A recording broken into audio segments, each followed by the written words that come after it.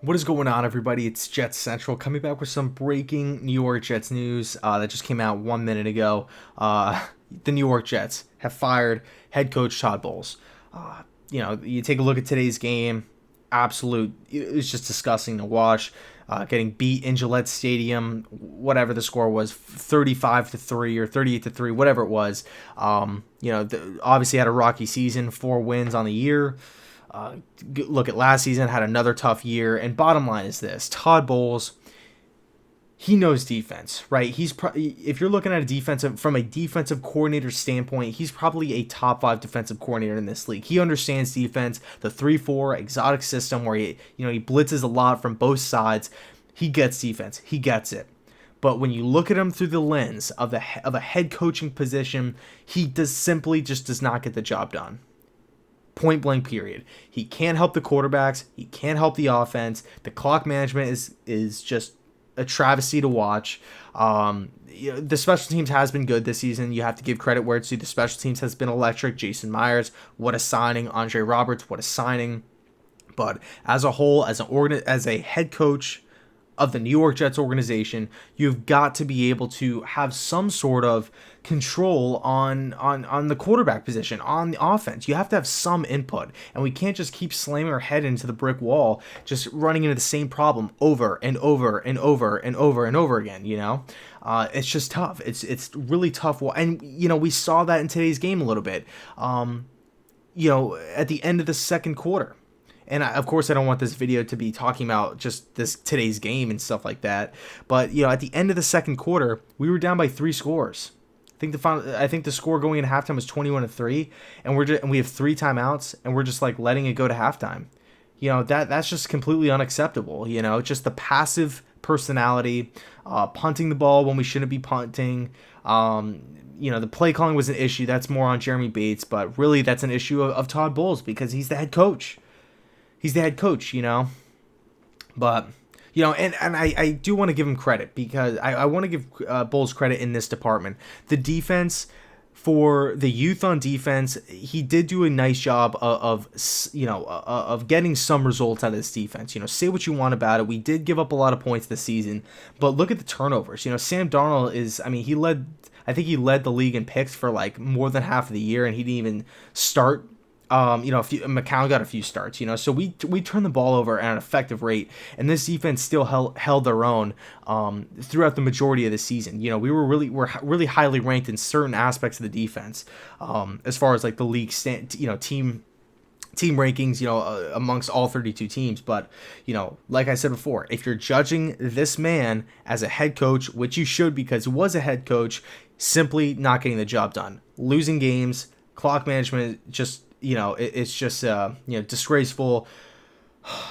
No quarterback development, whether it was with Geno Smith, whether it was with Bryce Petty or Christian Hackenberg or with Sam Darnold. It's just the quarterback development. Do you really trust Todd Bowles to groom and develop a quarterback? That's why I don't think Bowles should go to Arizona. That's why I don't think he should go to Cleveland. And obviously McDermott's going to keep his job, but you guys know what I'm saying. Bowles, he needs to either switch back to a defensive coordinator, for a team that's maybe that could be struggling on defense, possibly the Chiefs. I like that fit a lot. I think Todd Bowles being a defensive coordinator for the Kansas City Chiefs will help out that team dramatically. And as far as the New York Jets go, we got to get a new head coach. All right, we cannot sit here and dilly-dally around. No pish-posh. We can't just sit around on our hands waiting for the perfect candidate. We have to be active. We have to be assertive in the interview process, interviewing people. Get everybody in the building. Matt Campbell, Matt LaFleur, Mike McCarthy, Jim Harbaugh. Get these people in the building so we could talk to them. Sit down. What's the plan? How much are we going to pay you guys? Who do you guys want to draft? Who do you guys want to sign? What type of offense do you guys want to run? What type of defense do you want to run? Who's going to be on the staff? What's the overall direction of this franchise? Where are we moving as a franchise? The New York Jets, believe it or not, it's a very, very favorable destination. How isn't it? You have a young quarterback that looks promising as hell, Sam Darnold. You have over $100 million in cap space. You're in the greatest city in the world, New York City, and you will have a top 3 draft selection. Okay, And by the way, I didn't even bring up the young, great defensive pieces: Leonard Williams, Jamal Adams, Darren Lee, first round pick. So this is a very attractive job. I will sit here till the end, and I will say that this is an attractive job. And don't let people tell you otherwise, because there are people out there saying, why would you go near the Jets? Because, their ownership is bad and this and that, and, historically they're not a good team and all that stuff. But when you actually look at the facts, when you research the actual numbers, the New York Jets, to be the head coach of the New York Jets going into this offseason with these types of numbers, very attractive.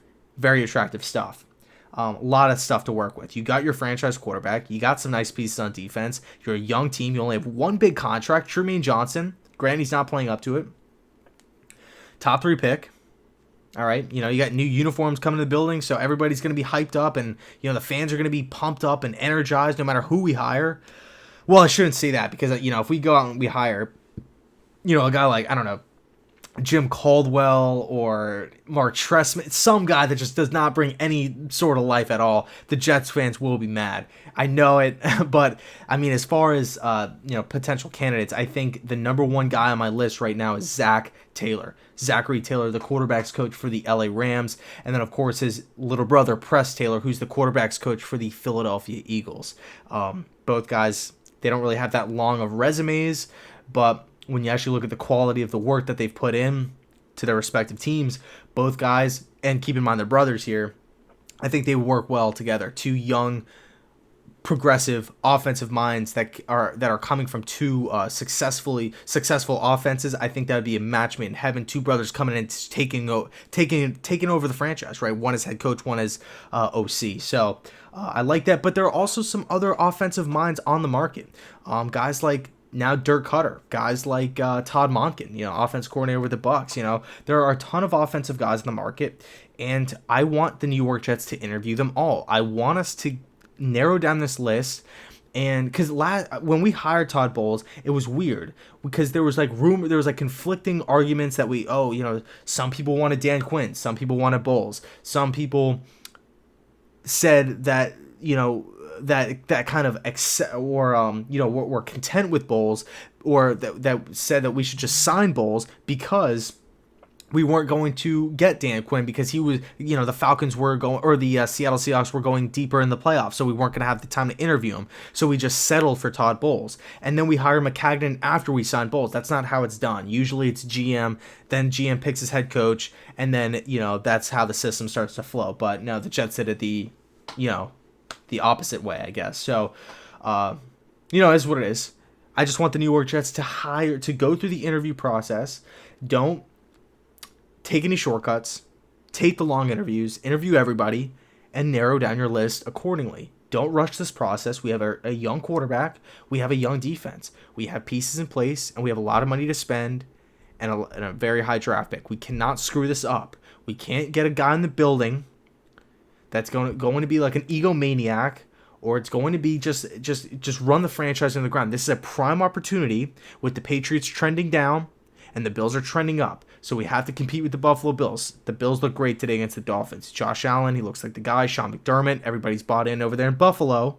I want the same in New York. I think it's reasonable. I think it's doable. It's realistic, and it will get done. I can't tell you who it's going to be, but right now, if I was running the ship, I would take a very hard look at Zach Taylor and his little brother Press, because you're just assuming that he would bring his brother onto the staff. I would look at Shane Waldron. He oversees the passing game for the LA Rams. Passing game coordinator over there in LA. I'd take a look at Mike McCarthy. Obviously, Jim Harbaugh from Michigan. A lot of people are wanting Harbaugh out of Michigan because he lost to Florida. People aren't saying that Rashawn Gary didn't play. The top 3 players of Michigan didn't play that game. They quit. They took that game off because they're going to the NFL. Nobody's even bringing that up.